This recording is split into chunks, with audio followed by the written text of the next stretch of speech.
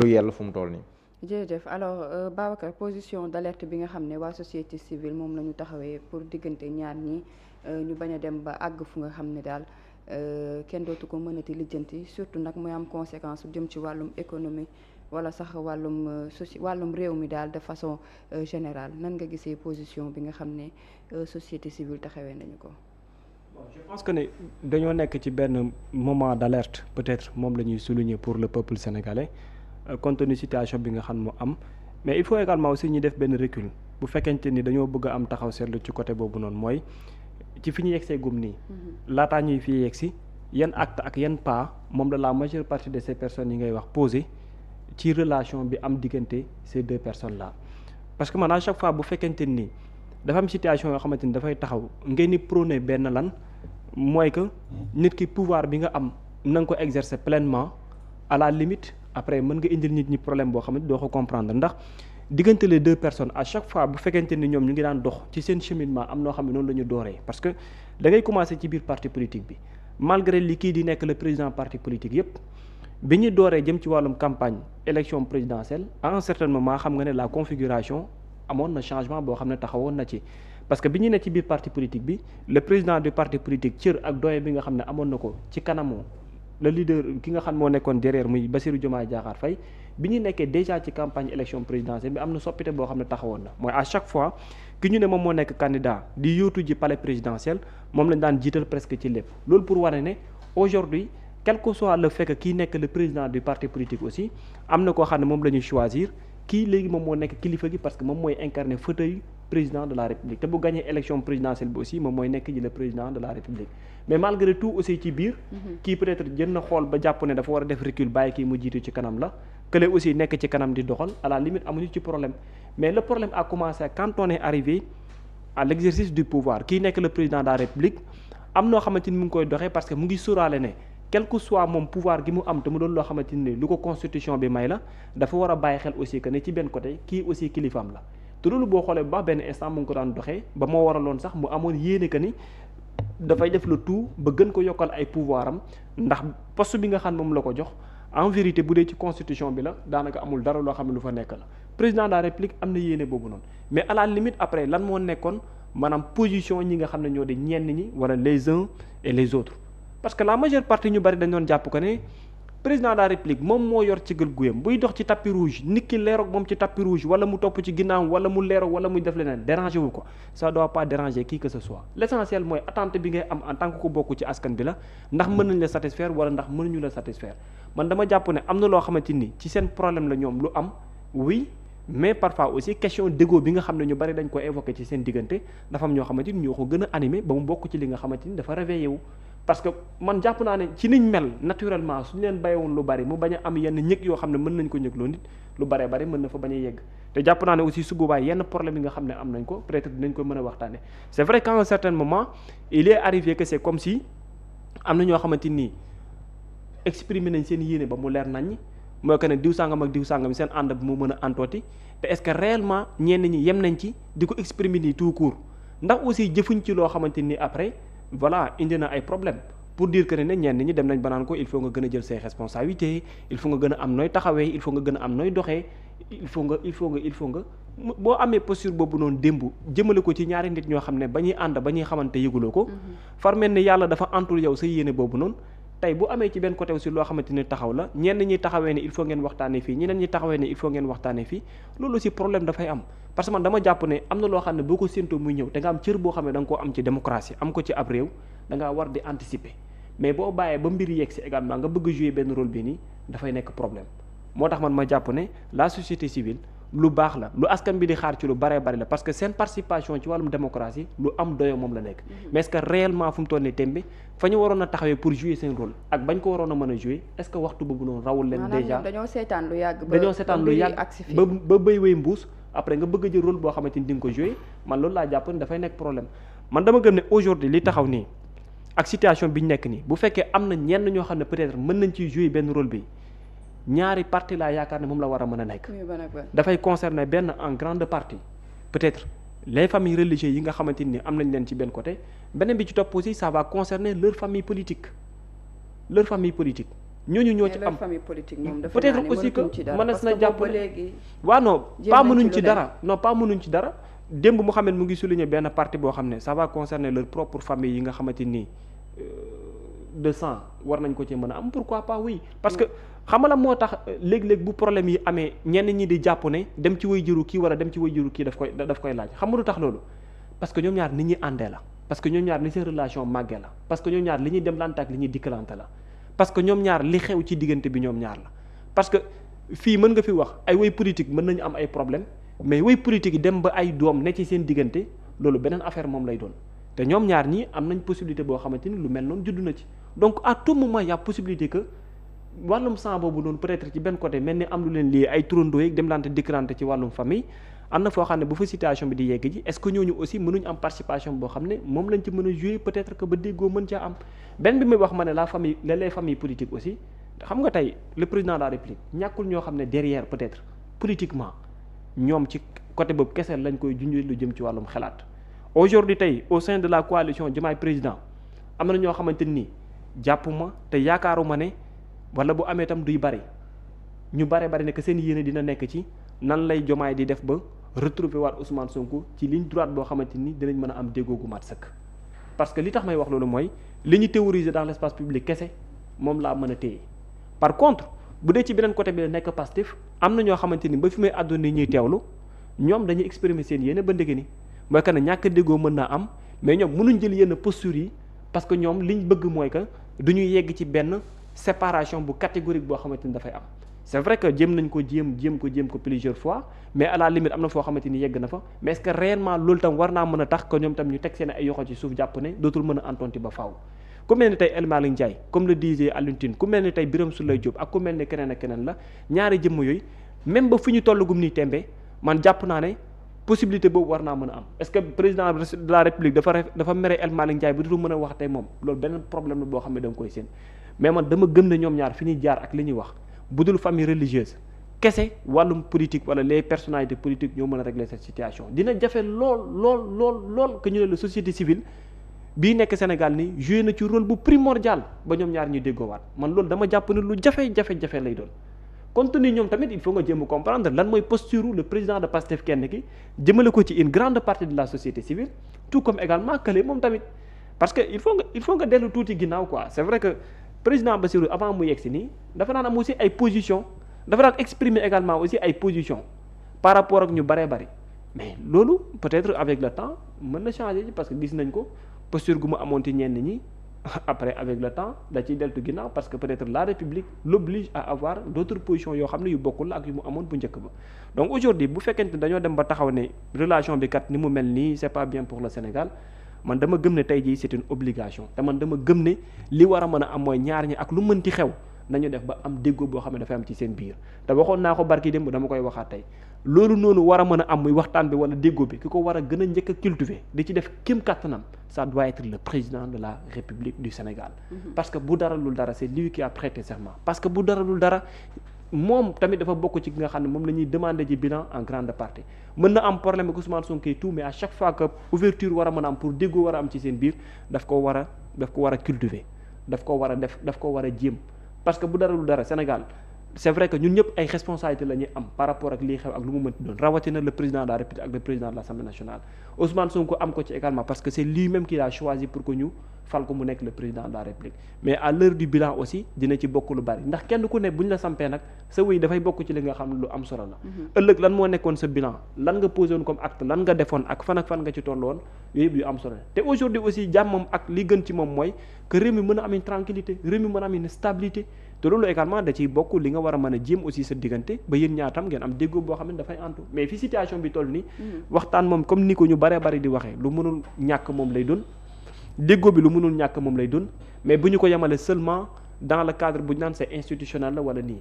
la ñu amoon comme relation ak nañu meloon la loolu lu ñu war a continuer te loolu war naa mën a antu parce que le président de l'Assemblée nationale moo exprimé récemment que ni dégg naa ñenn ñi di wax mais heure bu ñu toogee ñoom ñaar cër moom mooy daw ci seen diggante kon loolu pourquoi pas muy war a mën a nekk loo xamante ni lu ñuy perpétrer lay doon c'est vrai que am na lu fi xew mais au moins après voilà iota par iota y a possibilité de trouver benn accord boo xam ne déggoo dina am seen biir ba su laajee ñu war a mën a waxtaan ñu toog waxtaan su laajee ñu war a mën a defar ñu defar ndax li nga nemmee ko fan yee ne c'est vrai on va me dire que ne non c'est un choix mais comme ci yenn ndaje yi nga xamante nii di nga gis ne yu ci bari El Malick Ndiaye moom la ñuy yebal parce que les affaires courantes ba ndégé ni moom moo koy gérer déet loolu dinañ ma wax mais après aussi da ngay poser waay question est-ce que bu ñu demee sax ba nga xamante nii lépp mat na ba président de l'Assemblée nationale toog service pleinement jël ko lépp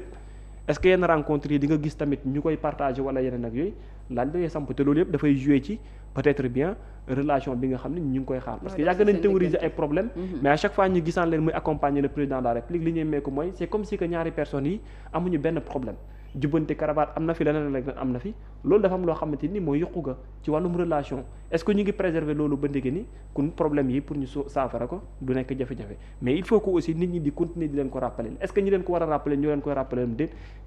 le plus important c'est que chacun au moins nga exprimer lan moo nekk sa volonté tey ndax mën na doon tamit loo xamante ni c'est le bien pour le pays le Sénégal. jërëjëf da nga bëgg a Bira ajouter quelque chose par rapport ak. non juste dire que comme ni ma ko waxee sànq rek. Astou le président n'est pas sur un lit de rose loolu c'est une évidence. D'autant plus que la situation elle est là. La séparation il l'a je sais pas s'il l'a souhaité ou pas mais en tout cas il l'a décidé dès l'instant qu'il l'a décidé et que comme ni ma ko waxee léegi nekkoo ci dans une situation très très confortable parce que vous n'avez pas la majorité entre vos mains il faudrait faire avec xam nga neexul bu ñuy wax cohabitation c'est pas une chose facile du looy bëggal sa bopp mais situation bi moo la koy imposer ni la situation bi imposer sa prédécesseur jële ko fi teg la fi noonu la situation parfois di imposer la cohabitation gis nga Mitterrand première cohabitation bi amoon en France premier conseil des ministres Mitterrand n'a pas voulu faire la photo de famille dafa bañoon la photo de famille ba léegi nangu koo def parce que moment boobu nekk na loo xamante ne pour moom c'était une déchirure wala c'était vraiment écœurant pour moom muy accepter yow mi ñu fal président de la République et pourtant yoroo majorité bi ngi jël ki nga xamante ni moo di Jacques Chirac nga def ko premier ministre mu détenir la majorité au Parlement te fekk ni yow boo sañoon yow da ngay li ñuy wax la plénitude de tes fonctions da nga koy gérer mu nekk loo xamante ni neexul mais il faut faire avec dem ba jël sa premier ministre finalement élection yi ci toppaat yéen ñaar en débat télévisé vous étiez obligé de faire le débat ou le duel pour coow le pouvoir xam nga yooyu yëpp du luy neex nit ki mais nag situation bu la ko imposer il faut faire avec et puis xam ni démocratie moo tëddee noonu et puis viser surtout l'intérêt de la République pourquoi l'intérêt de la République parce que bu fekkee askan wi ñoom ñooy fal yow liñ la jox da nga ko war a assurer ba bu ëllëgee kenn du la woo di la wax pourquoi nga def lii te li dëppoowul ak yoon noonee aussi nga mën a defee de telle sorte que ngeen ji ma xajoo daal xam nga li ñuy wax xajoo ngeen ji ma xajoo li nga xamante ni moom mooy le pouvoir mais ça ne sera pas facile. Pourquoi ça ne sera pas facile parce que intérêt yi dañoo féewaloo fi ñu toll nii kii dafa falu nekk président de la République ci ombre kële la nekkoon ba falu léegi soxla na gën a am assise nekk maître du jeu wala yor li nga xamante ni moo di les pouvoirs comme ni ko ñenn ñi di waxee il faut nga assumer waaye léegi mu ngi assumer léegi boo assumer ba pare nga bëggaat te li nga bëggaat ci loxoy sénégalais yi la nekk foog nga laaj leen ko ñu jox la ko mais n'oublie pas que tamit ki nga xamante ni moom ngay écarter moom it sénégalais yi am na luñ ko dig diggante boobu ndégam nag seen intérêt yi dafa féewaloo intérêt kii day dem ba mujj doon nan laay trouver baat bi ci wolof pour wane le contraire intérêt kii daal en tout cas ça ne fait pas l'affaire de l'autre mu nekk nag lépp nag mu ngi dëppoo ci wàllum pouvoir weesuwul pouvoir kese moo ko waral amul leneen camp bi seen intérêt mooy na président Bassirou Diomaye Faye détaché wu totalement ci Pastef parce que seen intérêt nekkul ci muy am ancrage ci Pastef ba pare di leen fréquenter parce que ñoom dañoo bëgg c'est un système qui veut revenir c'est un système qui veut s'imposer seeni intérêt ak intérêt ñee dafa waroo voilà c'est le terme que je cherchais tout à l'heure seeni intérêt moo waroo de telle sorte que nag ku nekk da ngay tirer sa côté ñii dañ koy pousser à ce que mu détaché wu totalement de Pastef gérer le pouvoir moom képp moom dong moom cundum mais ñële tamit devant le fait accompli ils n'ont pas d'autre choix que de poursuivre leur conquête du pouvoir aussi dafa am lu muy laaj donc yëpp yaa ngoog donc mu nekk li nga xamante ni en tout cas moi je suis pas optimiste sincèrement je suis pas optimiste pour les lendemains qui s'annoncent. Pourquoi je suis pas optimiste parce que instant bi non dafa nekk la guerre du trône te trône boobu noonu am na ñenn ñoo xamante ni jaral na leen lu ne. surtout bu fekkoon c'est le président appareil politique bi di poser yenn actes yi kooku bu demee tey ba jàpp ne am na benn acquis politique bi ban acte nga yaakaar ne moom lay poser ji je parle du président de la République parce que là n'ayant même pas benn appareil politique bi gis nga actes yi muy poser contre son ancien mentor wala xaw ma sax son mentor kooku bu demee ba am benn acquis politique bi aussi lan la mën a asseoir. xam nga bu fekkoon problème bi dafa nekk juste jëmmi Bassirou Diomaye Faye ak jëmmi Ousmane Sonko. là y aurait pas de problème. voilà xam nga du am problème. mais problème bi dafa nekkatul mbiru ñaari jëmm question de gis-gis ak de vision. waa Pastef dañoo taxaw na le am vision taxaw ci thème ni lii mooy suñu vision lii duñ ci négocier dara duñ ci tegg suñu tànk te duñ ci négocier parce que lii lañ digaale woon ak askan wi keneen ki. jàpp ni moom dafa am orientation bu mu gëm te orientation boobu moom la war a topp bu fekkee nag yow da nga ni nii laay jaar kii ni la nee laay jaar te seen chemin nekk loo xamante ni dafa opposé totalement mais lenn rek moo mën a am ku nekk na dem ak boppam. à un certain moment est-ce que kenn ku ne du bàyyi dara.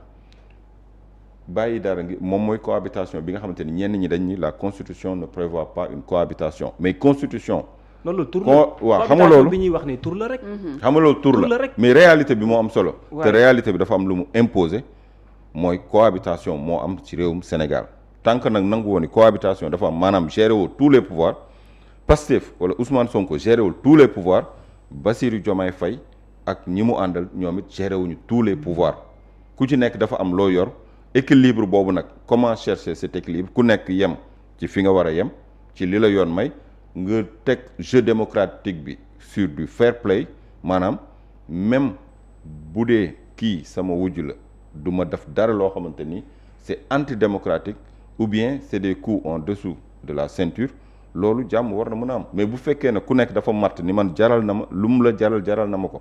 mais mooy li ngay gis li ñu gisoon 2021 2022 ak lu ko jiitu moom ngay gisaat rek mooy xam nga ni popularité du la jox pouvoir xam nga ni bu dee juste le résultat des urnes kese ci nga yaakaar wala ci sénégalais képp seeni xob nga yaakaar doo falu yow leer na ni doo falu léegi nag nga ni neen laa koy jaarale naa dugg ci tunnel yi ñu commencé créer waat ay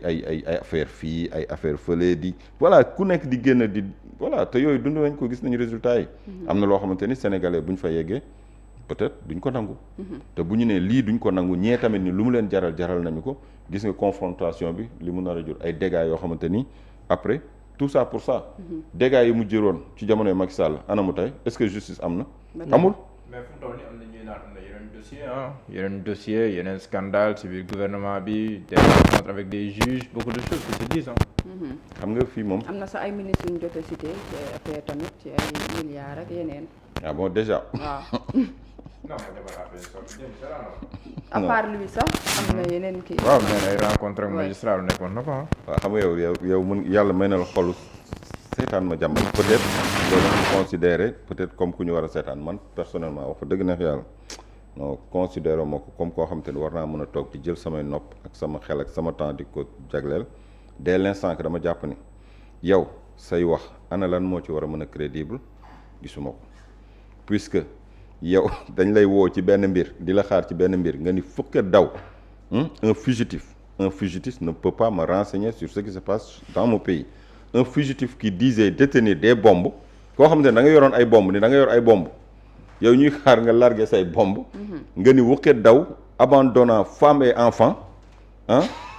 xëy suba taxaw fii nekk sa voilà di non quand même am na yoo xamante ni man personnellement damay jàpp ni sax di ko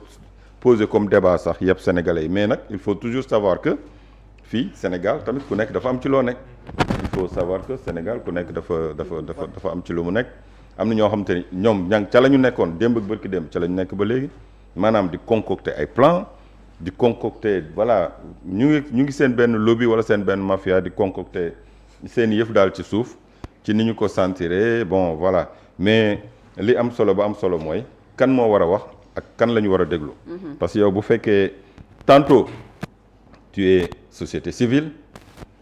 tantôt tu es acteur politique organiser say meeting ñu dugal la ci ay liste électorale sottiwul tantôt tu es homme d'affaires on parle d'intermédiaire de sous-traitance à coût de milliards tantôt nga bëggoon ba tegu tu es journaliste léegi nag dans ce cas de figure nag saa waay ba mu fi toogee naan diw lii la wax nii laa ko xalaatee bon c'est juste donner du crédit à ses propos te man je pense que du ñëpp nag laa war a situation bi ma toll daal. du ñëpp laa war a déglu te du ñëpp tamit laa war a jox crédit ba lu ñu wax rek xam nga c'est aussi c'est ñoom dañu nekk seen logique yow xamoon nga ni congrès Pastef bi yàggul dara man je m'attendais à ce que avant le congrès ou juste après le congrès dinañ ñu tegal leneen loo xamante ni daf ñuy détourner le regard des Sénégalais ci li nga xamante ni mooy li fi amoon donc lancer voilà comme un os à ronger nga lancer ko le chien il se met à se débattre avec cet os loolu la rek créé waat benn affaire jox ñu ko mais daal bombe yi mu doon annoncé gi yëpp fi ñu toll nii li ëpp solo mooy un homme doit être courageux un homme ne doit pas être lâche devant femme et enfant nga ni yuqet daw baleen fi abandonné leen toog fële naa ñu damay préparer sama défense ñëpp xam ne c'est des bobards après tu reviens tu fais des lives on te donne le micro tu nous racontes du n'importe quoi yooyu yëpp nekk na li nga xamante ni moi je pense que du moom rek moom ak ñeneen nee naa la man mënuma comprendre ba léegi ki taxawoon ne nañu rey 90% des Sénégalais pour Sonko dem kaso te 90% des Sénégalais yooyu bu ñu la woon indil sa ndey sa baay say doom say jabar ci ñi war a rey doo ko def kon daal yow nga sauver ta peau et celle de ta famille mais Sénégalais yi moom voilà ñoom daal amuñu valeur quoi donc parfois tamit problème d'autorité bi ñuy wax bu ñu ko xoolaatee ba ci biir ñu dugg ci beneen ponk bi mu ñeewal locales yi élection locales yi une équation au goût du jour ndax ba jamono ji ñu bëri ñi ngi samp ay laaj ndax élection locales yi nii dina am ab du am ndax gisuñu